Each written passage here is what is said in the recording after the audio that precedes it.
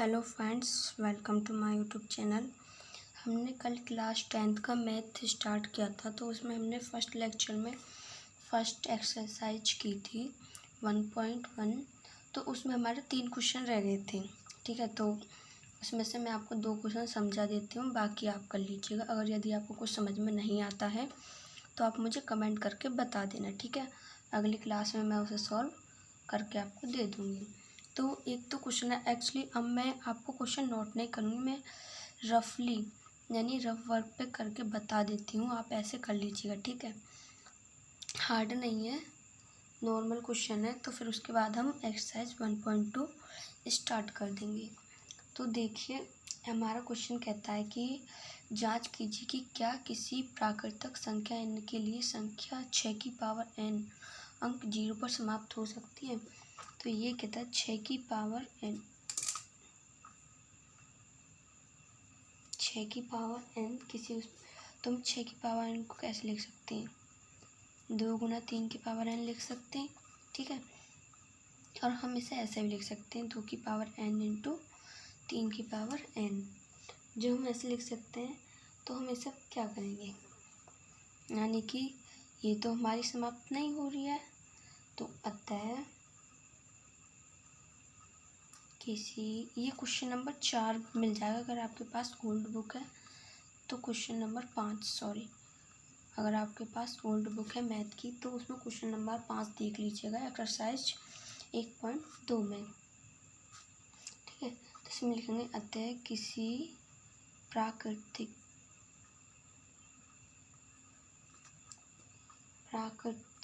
संख्या n के लिए संख्या 6 की पावर n अंक 0 पर समाप्त नहीं होती है। ठीक है, उसके बाद एक क्वेश्चन और है जो आपको देखने में बहुत लॉन्ग लग रहा होगा और शायद करने में भी आपको डिफ़िकल्ट लगे। कि देखो, मैं आपको पढ़ के सुना देती हूँ क्वेश्चन, आप बुक में देख लीजिएगा। एक्सरसाइज 1.2 का लास्ट क्वेश्चन है। किसी खेल के मैदान के चारों ओर एक वृत्ताकार पथ है। 1 मिनट, मैं आपको क्वेश्चन ही दिखा देती हूँ। देखिए, ये वाला क्वेश्चन है, किसी खेल के मैदान के चारों ओर एक वृत्ताकार पथ है। इस मैदान का एक चक्कर लगाने में सोनिया को 18 मिनट लगते हैं, जबकि इसी मैदान का एक चक्कर लगाने में रवि को 12 मिनट लगते हैं। मान लीजिए वे दोनों एक ही स्थान और एक ही समय पर चलना प्रारंभ करके एक ही दिशा में चलते हैं। कितने समय बाद वे पुनः प्रारंभिक स्थान पर मिलेंगे?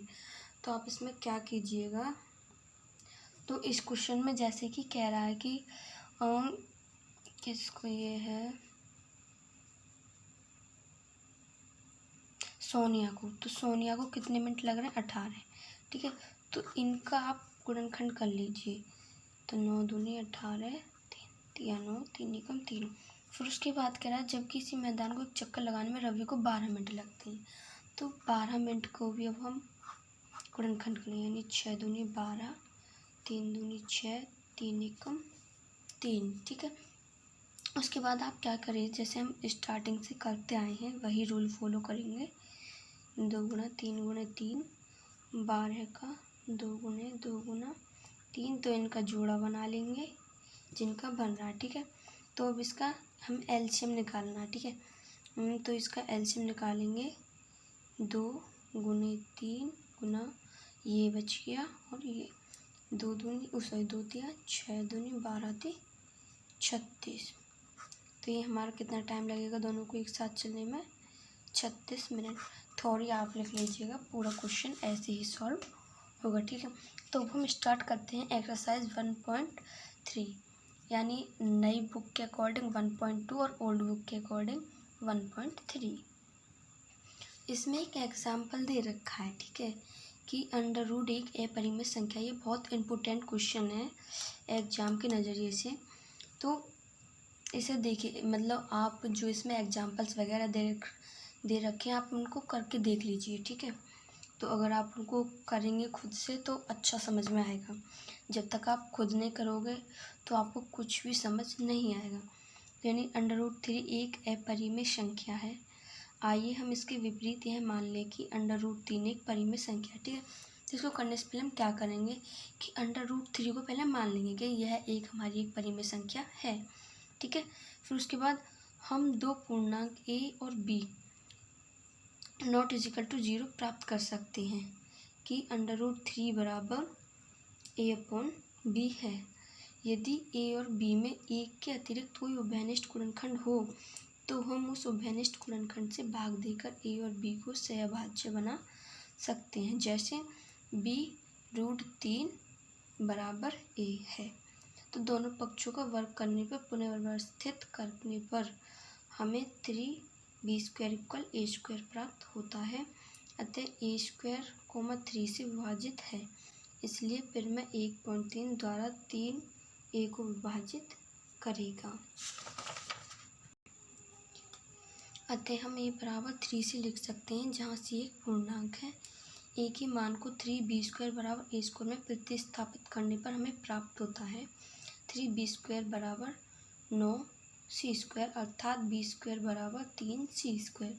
इसका अर्थ है कि b² 3 से विभाजित हो जाता है, इसलिए फिर में 1.3 द्वारा b बराबर 3 से विभाजित होगा।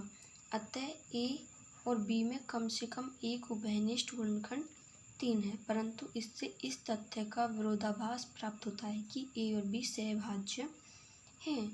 सहभाज्य हैं। हमें यह विरोधाभास अपनी त्रुटिपूर्ण कल्पना के कारण प्राप्त हुआ है कि √3 एक परिमेय संख्या है। अतः हम निष्कर्ष निकालते हैं कि √3 एक अपरिमेय संख्या है। इसको भी पढ़ लीजिए नॉलेज के लिए। एक परिमेय संख्या और एक अपरिमेय संख्या का योग या अंतर एक अपरिमेय संख्या होती है तथा एक शून्येतर परिमेय संख्या और एक अपरिमेय संख्या का गुणनफल या भागफल एक अपरिमेय संख्या होती है।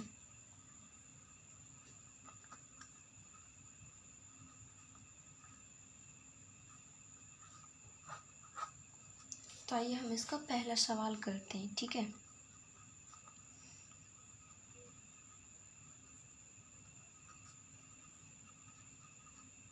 इसका पहला सवाल कह रहा है कि सिद्ध कीजिए कि √5 एक अपरिमेय संख्या है।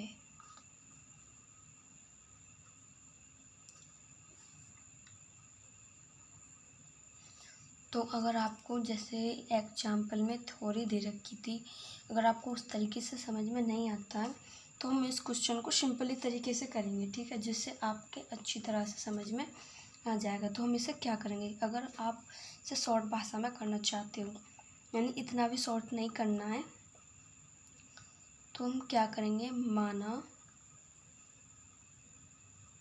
√5 एक परिमेय संख्या है। सबसे पहले आपको हर क्वेश्चन में यही करना है, अगर अपरिमेय पूछ रहा है तो पहले आपको उसे अपरिमेय मानना है, ठीक है, तब उसके बाद आगे बढ़ना है। फिर हम इसे फिर से लिखेंगे, माना √5 बराबर p/q, ठीक है, p/q के रूप में हम इसे लिख सकते हैं। तो अब हम क्या करेंगे, दोनों ओर का वर्ग कर देंगे।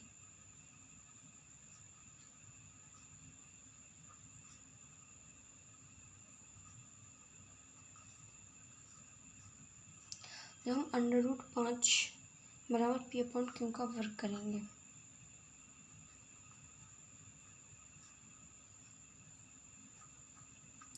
तो ये हमारा √ से बाहर हो जाएगा।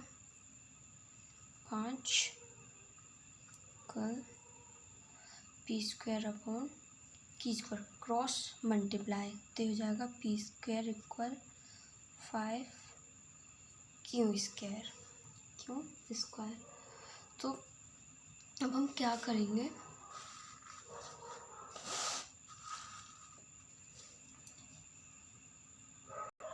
ठीक, तो ये हमारा पी स्क्वायर बराबर 5 क्यू स्क्वायर आ चुका है। तो यदि एक बात याद रखना कि जो हमारी अपरिमेय संख्या होगी वो हमेशा अंडर रूट में ही आएगी, ठीक है, और जो परिमेय संख्या होगी वो अंडर रूट में नहीं आती है। तो अगर हम देखें, अगर हम इसका स्क्वायर हटा देते हैं, ठीक है, अगर हम रफली देख लीजिए, यदि हम इसका स्क्वायर हटाकर इस पर कर देते हैं तो ये आ जाएगा हमारा 5 क्यू स्क्वायर, ठीक है। और यदि हम इसे क्यू का स्क्वायर है तो क्यू से, और जब हमारा क्यू अंडर रूट से बाहर निकलेगा तो वो क्यू रह जाएगा और अंडर रूट में रह जाएगा 5। तो ये हमारी क्या हो जाएगी, अपरिमेय। तो यानी हमारा जो मैं सिद्ध करवा रहा था वो हो चुका है कि अंडर रूट 5 एक अपरिमेय संख्या है। तो आपको मैं एक क्वेश्चन और कराती हूँ, इसमें ज़्यादा क्वेश्चन नहीं है, गिनती के 3 क्वेश्चन हैं और एक में 3 दे रखे, तो मैं उसका थर्ड पार्ट करा देती हूँ, क्वेश्चन 3 का थर्ड पार्ट, ठीक है। तो सभी क्वेश्चन ऐसे होंगे जैसे मैंने आपको अभी करा दिए हैं, इसी के बेस्ड पे क्वेश्चन होगा। तो हमारा तीसरे क्वेश्चन का थर्ड पार्ट क्या कह रहा है कि 6 + अंडर रूट 2 को सिद्ध कीजिए कि निम्नलिखित संख्या अपरिमेय है, ठीक है। तो हम डायरेक्टली कर लेते हैं, थ्योरी आप लिख लीजिए। तो हमारा क्वेश्चन ये है 6 + अंडर रूट 2। तो हमने क्या बताया था कि सबसे पहले मान लेना है, माना 6 + अंडर रूट 2 एक परिमेय संख्या है, एक परिमेय संख्या है।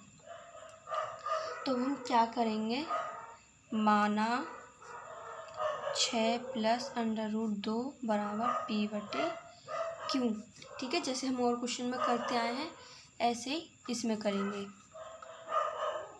तो दोनों ओर का वर्क कर दो, दोनों ओर का वर्क करने पर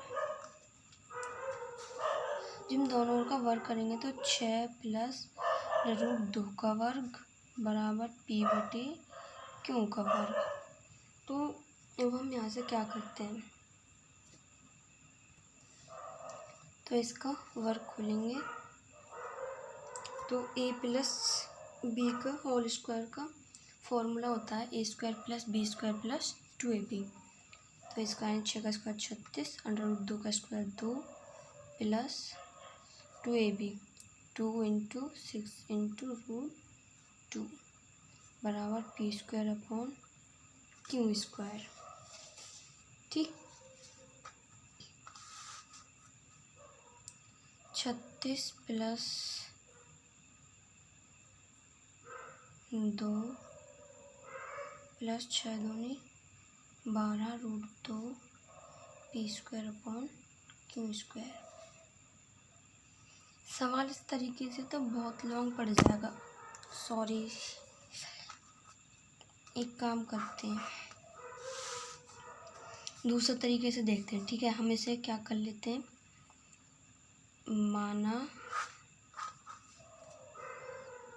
6 + रूट 2 बराबर p/q, यहाँ तक ठीक है। फिर उसके बाद हम क्या करेंगे, रूट 2 को इधर रखो और इसे इधर ले जाओ, ठीक है। अब करो दोनों ओर का वर्ग,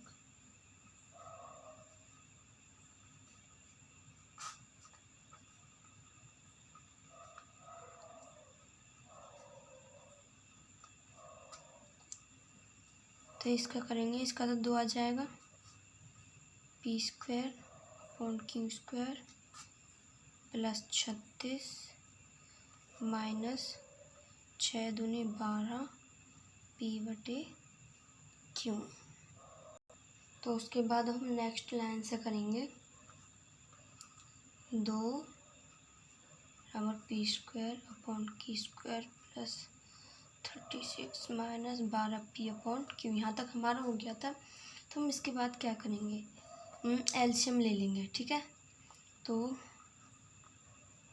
यहाँ पे आ जाएगा हमारा q² से यहाँ तो p² प्लस यहाँ कुछ नहीं तो 36 q² -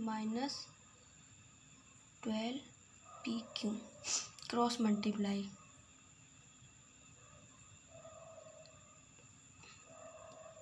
2Q² equal P² plus 36Q² minus 12PQ।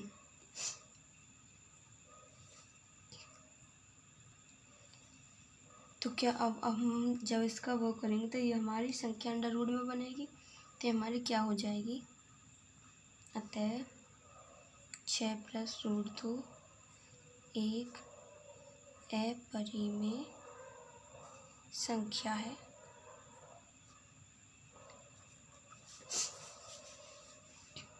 तो हमारी क्लास यहीं पे ख़त्म होती है। तो हमारा जो ये वास्तविक संख्याएं का चैप्टर था ये हमारा पूरा ख़त्म हो चुका है। इसमें 2 ही एक्सरसाइज करनी थी जो मैंने आपको करा दी है।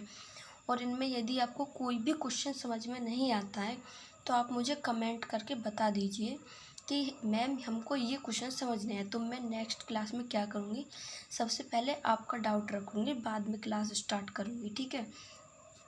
तो अब मैंने ये क्वेश्चन कराया, अगर आपको इसमें भी कहीं कोई प्रॉब्लम नज़र आई हो तो आप मुझे कमेंट कर सकते हैं, कमेंट में बता देना कोई भी चीज़ अगर आपको समझ नहीं आती है। और हाँ, अगर आप नए हो तो चैनल को सब्सक्राइब करना मत भूलना और अपने दोस्तों को भी शेयर करो ताकि सभी को इसका फ़ायदा हो। आपके एग्ज़ाम्स नज़दीक आ रहे हैं तो कोशिश करेंगे कि जल्द ही आपका सिलेबस पूरा करा दिया जाए। Okay guys, thank you for watching.